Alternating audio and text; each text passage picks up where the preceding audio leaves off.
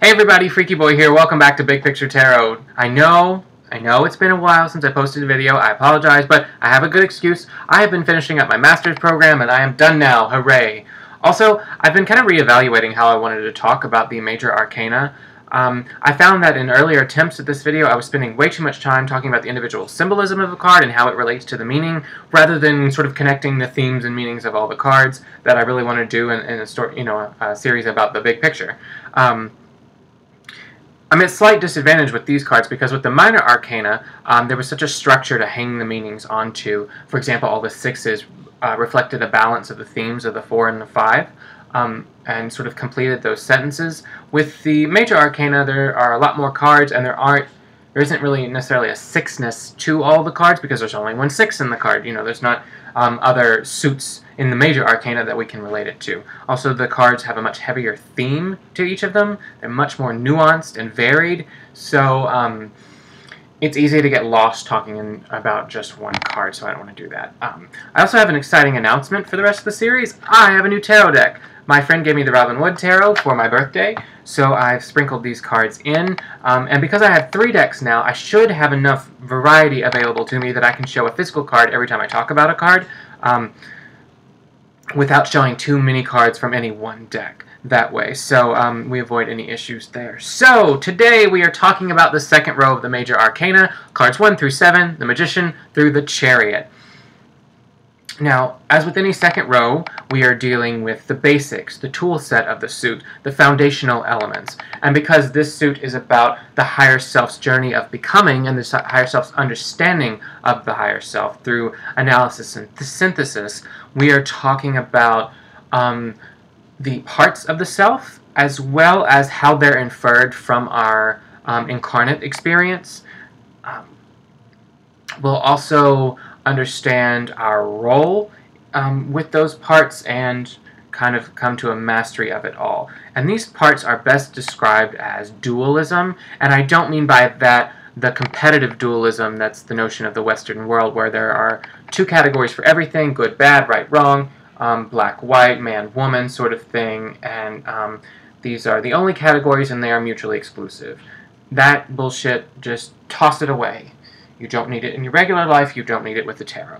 We're talking here about a complementary dualism. Think of yin-yang, where seeming opposites have a bit of each in the other because they are necessary for one another. So it's the idea that you don't know what light is without darkness, to contrast it. But because of that, there's some interrelation between the two. They complement each other rather than inherently just oppose. It's sort of a polarity with 2 extremes and some spectrum in between, rather than just, one or the other.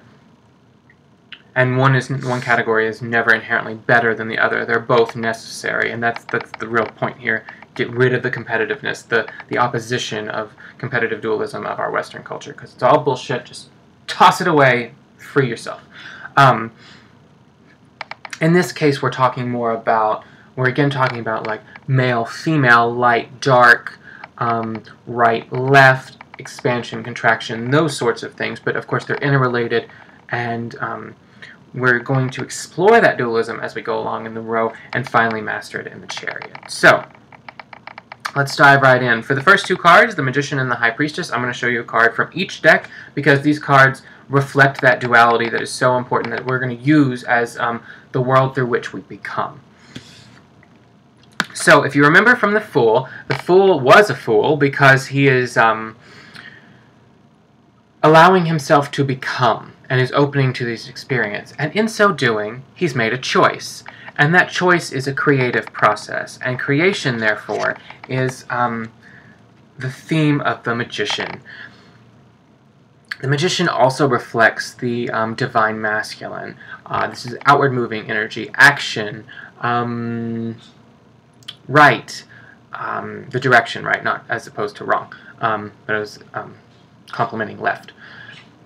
What was I going to say? Day, brightness, expansion, those sort of, the waxing phases rather than the waning phases. The Magician, as you can see, is holding a wand into the air and drawing in this card a lemniscate, or the infinity sign.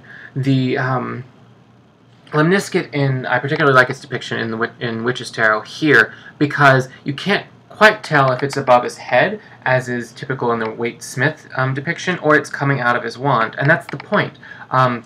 The Fool is realizing that his creative capacity comes from within and is reflected without. When you make a choice, you know your inner world is becoming to match your outer world, and that's important. Also, we see the idea of a as above, so below here, to complement the as within, so without that we just talked about, through the upward wand and the downward pointing hand. It's another point that he's showing the higher world bringing into the lower world here. You know, the realm of the higher self coming into and molding the realm of experience, but the realm of experience is also, of course, influencing the higher self. We're learning from it. Before the Magician on the table are elements of the 4 suits. So we have a pentacle, cup, sword, and wand. I like to think of these sort of as being the things that were in the Fool's bag of experiences, because now he's using those experiences. He's using his incarnate experiences to affect change in his world. This is a card about creativity and the power of choice and our inherent divine masculinity.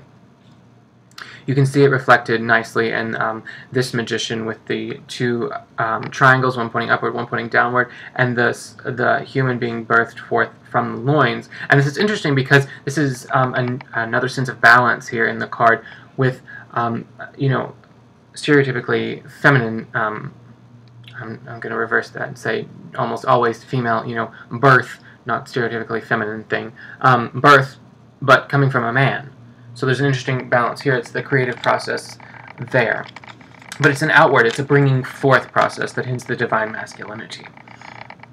Complementing that, though, is the idea that when we make a choice, it is somehow informed. We have some wisdom guiding us, some understanding of what our true will may be, our true self. But we have to access that self, and that brings us to the High Priestess. The High Priestess represents choice, mystery, understanding, the subconscious. It's also the divine feminine, so inward-focused, contracting energies, darkness, night, you know, womanhood, left, things like that. In this card as well, you see the High Priestess holding a scroll, or sometimes it's a book. This is the idea of that wisdom, the inner wisdom. And whereas the Magician was actively creating, the High Priestess is sitting very passively, very staid. It is not the idea of laziness, where we have our Western competitive dualism here, you know, again, versus action versus passivity. One must be better than the other, therefore it's action. It's the idea that that passivity is useful, because by not dealing with the 2 columns, the black column and the white column, the world of duality, by sitting between them, by not interacting with it, she's opening herself up to her inner world, her inner mysteries, listening to her inner wisdom, represented often through the water. There's often a veil between the 2 pillars, showing that it's between the world, between duality where wisdom lies. You know, it's beyond the realm of duality that the higher self lies. This card reflects also, what was I going to say?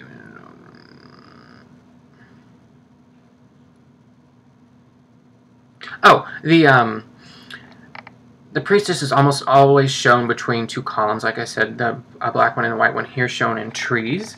And in this deck, still black and white again. And you see the masks coming at the High Priestess from either side are the opposite color of the thing they're showing. There's still a balance here. But those create an interesting vulval picture. So, you know, the 2 represents sort of the vulva, the female creative sex organs. There we go. Genitals, I should probably just say, since they're external. Whereas the Magician shows and a vertical sort of lightning rod approach with the top connecting through the bottom. So not only is it active, it represents a sort of phallic symbol, 1 versus 2 here, which echoes again the idea of divine masculine and divine feminine. These two processes, of course, the divine masculine and divine feminine, are the essence of creation. When these two forces come together, we have creation, and that is reflected in the Empress, card number 3. The Empress is also a representation of the mother. If you think about, as I said, with the Fool entering the world, if you think of the Fool as sort of a newborn babe, first he realizes that he can affect his world, the magician, then realizes he has a purpose for that, the High Priestess, and then he realizes that these ideas are reflected outside of him, these two creative forces, in the mother and in the father. His mother provides him support and sustenance and nurturance. Think of mother's breast, mother's womb, those sorts of things that, he turns to mother when he needs support. But it goes beyond that, too, because it combines the idea of the masculine and the feminine into the idea of, again, nurturance, but of the world, of life, of food. The card generally shows a bunch of grain in some form, reflecting the idea of harvest and of bread and food and sustenance that way. It reflects... The card generally shows a pregnant woman, not only showing the bounty of the earth, but the idea of masculine and feminine coming in together into great, and also the idea of mother again. The card also generally shows the sign of Venus on a shield, a heart-shaped shield, and this is also reflected of sensuality. I don't want to say sexuality here. That's not really what it's about. It's about sensuality, though, about worldly experiences, incarnate experiences. Think of the joy of eating. Even that sort of idea of the joy of the incarnate world, what the experience of it, even, because we moved outside of the two aspects of the self into the outer world now. The mother, of course, is complemented by the father, and that is represented in the Emperor. And the Emperor is about sort of law and order and rules and protection. But where does that idea come from? Well, if you think of the idea of the father obviously cannot nurse a child at his breast or carry him in a womb that he doesn't have. But the father obviously cares for his children and wants to provide for them in other ways. I like to think of the Emperor as Mufasa from The Lion King, when he takes around Simba and shows him the Pride Lands and talks about the circle of life and all that. He kind of tells Simba the way of the world, and that's what the Emperor represents. He can also protect Simba when he gets in trouble and teach him skills and things.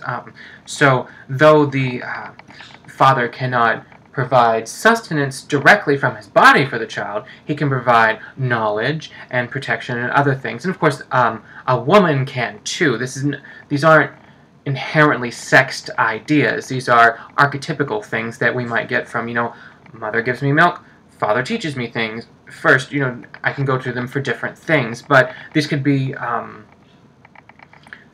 the Emperor and Empress are in us both. That's very important to remember. Remember, we're trying to experience duality, but eventually synthesize them in understanding ourself and understanding all parts of ourself. Remember, we all have masculine aspects, we all have feminine aspects, we all have aspects that are gender neutral, we all have, we're all on a sexual spectrum. Either we're not all perfectly male, perfectly female, not even sure those things exist in the first place. So, but the Emperor therefore represents the ideas of learning truth, protection, learning the ways of the world, that sort of thing. So when these come up in a reading, for example, the Empress might be saying, you need nurturance, or you need to focus on nurturance, or sustenance, or sensuality, or these are themes in whatever aspect of the reading in which the card has come up. The Emperor is talking more about logic, maybe step away from the sensual, maybe think more on reason, rather than maybe emotions a little bit. Think of purpose, protection, what the father represents for you there. So in these first 4 cards, there's actually some interesting patterns in the way they're laid out. Firstly, you'll notice that there is magician, there is man, woman, woman, man. And you might ask yourself, in the name of balance, why isn't it man, woman, man, woman? Well, if you look at it, you have two men on the outside and two women on the inside, reflecting the internal sort of contracting idea of the divine feminine with the expanding idea of the divine masculine on the outside. So that's reflected even in the structure, sort of as above, so below thing here again. Also, though, we've seen that the first two cards were aspects of the self, where the next two cards were aspects of the world around us, our internal world as within, reflected without. But in each, there is a masculine and feminine aspect too. So again, we see that that idea of complementary dualism, of yin-yang, that even in the external-internal, what we might call masculine and feminine respectively, there is still masculine and feminine in each. And that's the beauty of the world. You know, these two creative forces are in everything, and in each of us by comparison. We can look at them distinctly, but to assign them to only certain people have this, only certain people have that, is utterly bad for us, I would say. Or to not use such judgmental words, let's say less beneficial for us, less appropriate for us. That there might be some better ways out there, and seeing them in everybody and coming to terms with the self. Finally, these four cards also represent another aspect of the world. They represent the four elements. The magician has his wand, a representation of the will, at least in the tarot. He's creative, he's active, he's doing things. That's representing fire, creativity, passion, willpower. The High Priestess is about mysteries and intuition and the moon. So this is a representation of water. The Empress is Earth Mother. Sustenance, food, flora, fauna, nurturance, all those things. So she is therefore Earth. The Emperor is logic and reason and authority and truth. That's representative of air. So not only have we seen the masculine and feminine interplay, we've seen the interplay of the four elements in our experience. So our worldly experience is giving to us as much about itself as it is information about us as well. So there's another example of as within, so without. So the first four cards have a lot of patterns going on, and I want to show you that big picture there because I think it's wonderful. But now that we've kind of understood all the parts of the world, we now have a little more of the incarnate experience to understand. And that is the idea that it kind of takes what the Emperor was talking about and runs with it. Not only the ways of the world, but the wisdom of those that have come before, the ways of the incarnate world. So our cultures, our traditions, our educations, our spiritualities, and let me not say spiritualities, let me say religions. The ritual physical aspects, and that is represented through the Hierophant, or here called the High Priest.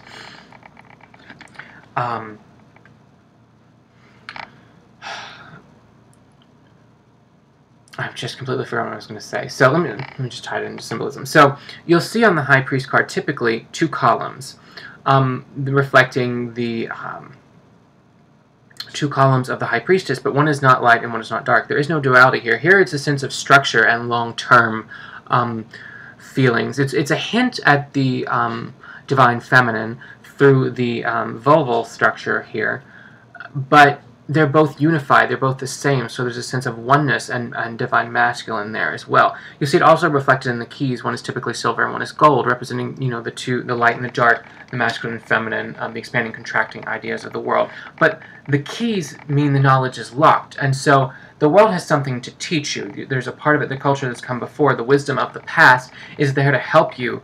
And that card that's sort of the theme of this card is, the wisdom of the past again. That's what I'm going to keep saying.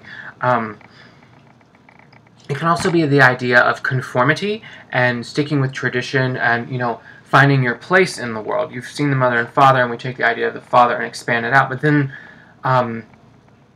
when we have tradition and culture, we have a sense of society and our place in it, our social reputation, if you will. That's not quite the word I want to say, but I can't think of a better one. That provides comfort and social support, reflecting the Empress and the mother there. So the High Priest, again, kind of unifies the duality that comes before into sort of logic and into sort of the social structures there. So, oftentimes, though, the wisdom of the past is not enough for us. We still have a unique journey. We still understand ourselves as individuals, and the world doesn't provide everything we need, even though we'd like it to. You know, we're on an individual journey, even though we are still part of a greater whole, as reflected in the Hierophant. That moves us into the Lovers. The Lovers card is the idea that sometimes we need to go against what society says and find our own way. And the Lovers card is about finding that which completes you, finding your own complement. We've seen the world of duality and how it can create, both in the Empress from the energies of the Magician and the High Priestess, and in the Hierophant, in unifying the support of the Empress with the rule of the Emperor.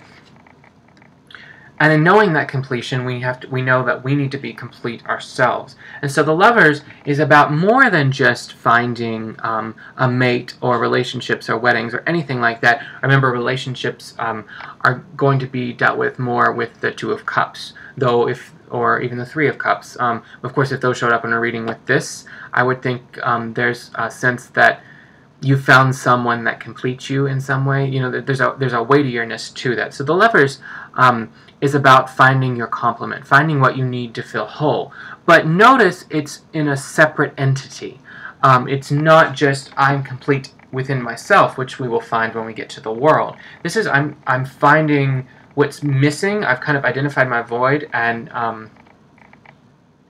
found it externally, you know, to kind of fill the hole. And that's a wonderful experience. So again, remember, these cards do not reflect necessarily bad things or necessarily good things. There's a sort of spiritual message here, of course, appropriate to the tarot, and that's shown in the angel that usually stands out above the Lovers. And the angel sort of represents the divinity that comes from the uniting of masculine and feminine energies, as we've seen with, again, in the Empress from the first two cards and the Hierophant from the two cards previous to it. So it also shows sort of, there's a nuance here. Is the divine coming from that union or blessing that union? And I think it's probably a little bit of both here. I kind of like the depiction on this card because there are two blindfolded, assuming they're angels, I'd have to read the book, but a dark male angel here complementing the woman, and a white woman angel complementing the male. So there we see we see darkness mixed with masculinity showing balance, and the feminine and light showing balance. And then again we see them their opposites here. You know, we see another white woman complementing a black man again, but their own sort of her animus and his anima, if you will, are there as well. So it's that sense of this is what is completing you. And it also extends the story of the Hierophant, and maybe that you need to find your own way. Society can't do it for you. So if you see both of those cards come up in a reading, it would be a really interesting juxtaposition of the cards, because they seem to be telling you different things, and maybe you need to look at the way society and culture is influencing your situation. Also the need to find yourself, and I bet there's a tension there, because there is a tension between these two cards. Even though they're complement, there's still a tension. Remember, they still feel opposed, even though deep down they are complementary. So once you've made those choices, you've used your magician powers and your understanding from the High Priestess to find your complement, you've really mastered the world of duality. And that is what is shown in the Chariot. You'll notice the charioteer is sitting in her chariot, pulled by a black creature and a white creature, in this case unicorns. These two creatures are opposite, and they're mirror images, if you will. They still reflect the duality of the masculine and feminine, but they're inherently opposed because of that. Obviously, they're complementary, but I mean, you know, they are very different in, you know, our experiential world here. But they're both under the charioteer's command, and this is very important because this shows the charioteer's mastery of the masculine and feminine. I know this is reflected a lot in the card, especially in the Waite-Smith deck. If you read Rachel Pollack's 78 Degrees of Wisdom, this card has symbolism that reflects all 6 cards before it, which is Pretty powerful. But you can see here the golden chariot is balanced by the night sky of the canopy. Also important here is that the charioteer has no reins. The charioteer is not controlling physically the two creatures. He is doing it through his willpower and his the sense of his higher self. Is what is controlling the dualities. But note here that if he doesn't keep them under control, and that's not good, he still hasn't unified the opposites. He has them under control, and that's where he needs to be right now. So he's got an understanding of the outer world, inner world, but his next steps will be to unify them. But coming off of the lovers, he has found complements. He really understands duality and what it can bring him, and that will lead him into the next step of his journey, of course, the inner row, the third row of the Major Arcana. So that wraps up this row. I hope this explanation, this approach is helpful for you. If you have any questions, comments, or criticisms, please leave me a comment below. Let's discuss it and see what we find out. So thank you very much for watching, and I'll see you next video.